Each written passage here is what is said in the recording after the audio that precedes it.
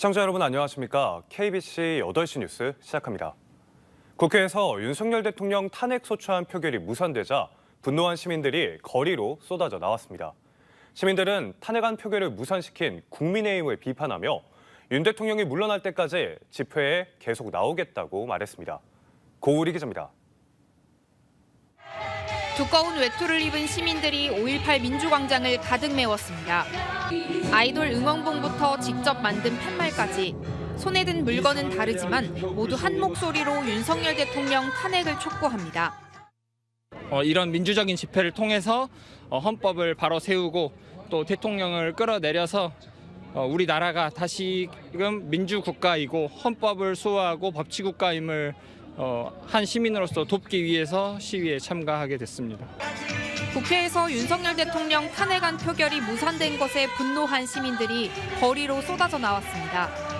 휴일도 반납하고 집회에 참석한 시민들은 탄핵안 표결에 참여하지 않고 본회의장을 빠져나간 국민의힘의 행태에 분통을 터뜨렸습니다.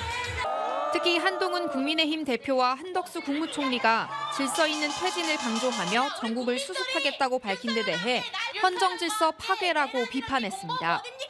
국민의 마음을 무시하고 국민의힘이 이제 의회를 다 떠나는 모습을 보면서 너무 화가 나고 속상한 감정이 들었는데 대통령 퇴진을 요구하는 목소리가 거세지고 있지만 대통령실은 특별한 입장 표명 없이 침묵을 지키고 있습니다.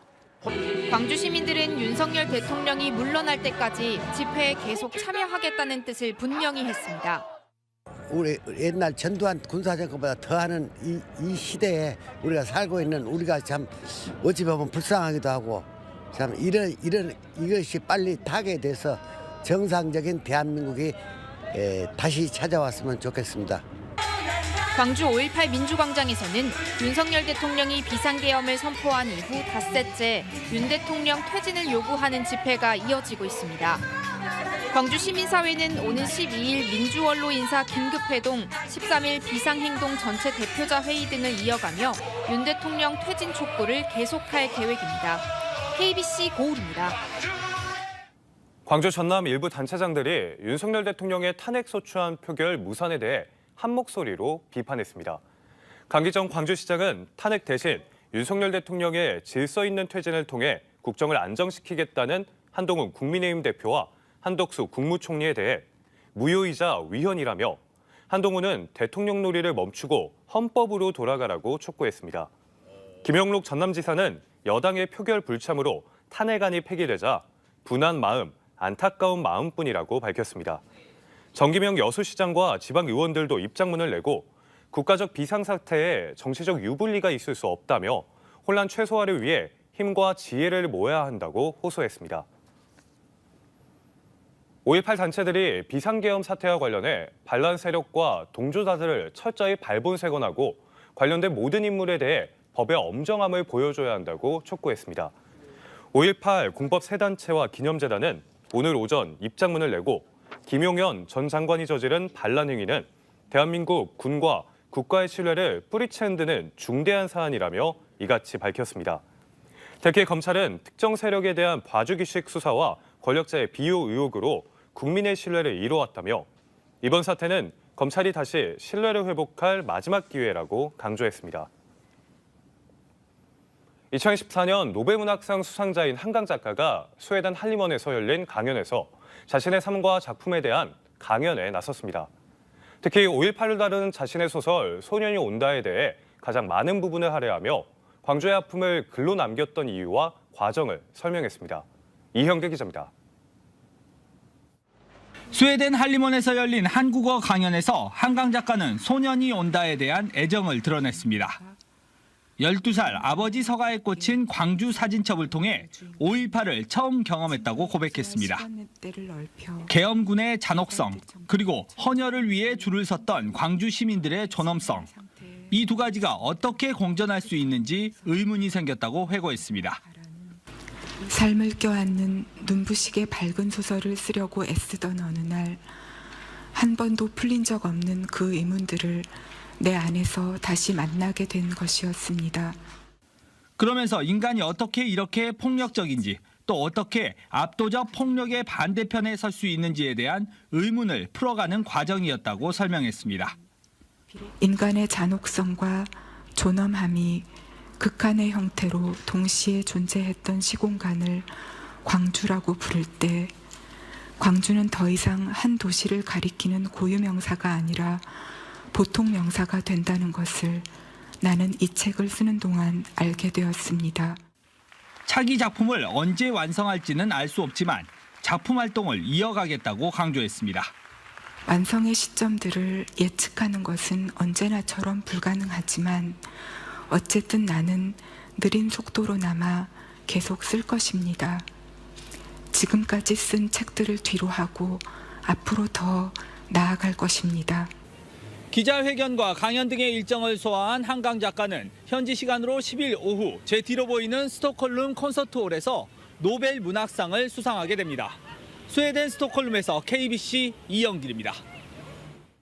한강 작가의 노벨문학상 시상식에 맞춰 광주에서 다양한 독서 행사가 펼쳐집니다. 무등도서관에서는 노벨문학상 시상식이 열리는 오늘 10일 한강 작가의 작품을 소리내 읽는 낭독회와 한강 작가의 문학 세계를 음악으로 재해석한 성악 듀엣 공연이 열립니다. 광주 시립도서관은 더 많은 시민들이 독서를 즐길 수 있도록 연체자에 대한 대출 정지를 해제할 계획입니다. 지난 9월까지 바닷물의 고수온이 이어지면서 김 채묘가 보름가량 늦어졌던 서남의 김 양식이 비교적 좋은 작황을 보이고 있습니다. 신품종 햇바디 1호가 품질 좋은 곱창김 생산에 도움을 주면서 가격까지 높게 형성돼 어민들의 시름을 덜어주고 있습니다. 고익수 기자가 김 위판 현장을 취재했습니다. 신비의 바닷길로 널리 알려진 진도 해동항 선착장. 물김을 한가득 실은 채취선들이 잇따라 입항해 위판에 나서면서 활기를 띠고 있습니다. 요즘 생산되는 김은 곱창김으로 불리우는 이빠디 돌김. 생산 기간이 한 달도 채 되지 않지만 맛이 워낙 좋아 높은 가격을 받고 있습니다. 생산량은 지난해보다 조금 줄었지만 품질은 비슷한 수준을 유지하고 있습니다. 올해부터 본격 생산되기 시작한 햇바디 김덕을 톡톡히 보고 있습니다. 토종 이빠디 돌김과 이를 개량한 햇바디 김을 육안으로 비교해봤습니다. 더 꼬불꼬불한 것이 햇바디 김으로 생산량이 더 많고 맛과 향도 뛰어나 김양식 어민들에게는 효자 품종으로 급부상했습니다. 지난 6일에는 햇바디 물김 120kg 한 자루의 거래 가격이 사상 처음으로 100만 원을 넘어섰습니다. 고수온이 초과할까지 지속되면서 채묘가 보름가량 늦어져 품질과 가격 걱정이 컸던 어민들은 지금의 적항에 안도하고 있습니다. 좋은 김도 나왔는데 올해 곱창은 오늘 최고 가격이 79만 7천 원 나왔고요. 방사무늬 김은 오늘 25만 원에서 38만 원까지 나와서 이 정도면은 단가 괜찮하게 나왔다라고 생각합니다. 햇바디 김 출연으로 새로운 희망을 갖게 된 서남의 김양식 어장. 곱창김 생산이 마무리 단계에 들어선 가운데 김밥용 일반 김 생산은 이제부터 시작되고 있습니다. KBC 고익수입니다. 주말인 오늘 광주의 낮 기온이 7도에 머무는 등 광주 전남 전역에 찬바람이 불며 쌀쌀했습니다. 쌀쌀한 날씨는 내일 아침까지 이어지다 낮부터는 점차 풀리겠습니다. 내일 아침 최저 기온은 광양 1도, 목포 4도 등 영하 2도에서 영상 5도, 낮 최고 기온은 광주 9도, 여수 10도 등 8도에서 11도 분포를 보이겠습니다. 바다의 물결은 서해 남부 먼바다를 중심으로 1.5에서 3.5m로 매우 높게 일겠습니다. 광주시의회가 강기정 광주시장 공약 사업과 관련된 내년도 예산 407억 원을 삭감했습니다.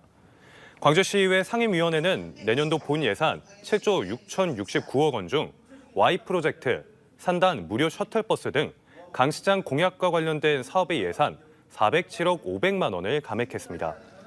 반면 자치구 사업에 보조금을 지원하는 자치구 도시공원 관리 예산을 10억 원 증액했고 양동시장 통맥축제 2억 원, 무등시장 야시장 축제 1억 원 등 주민자치 사업 예산은 다수 증액했습니다.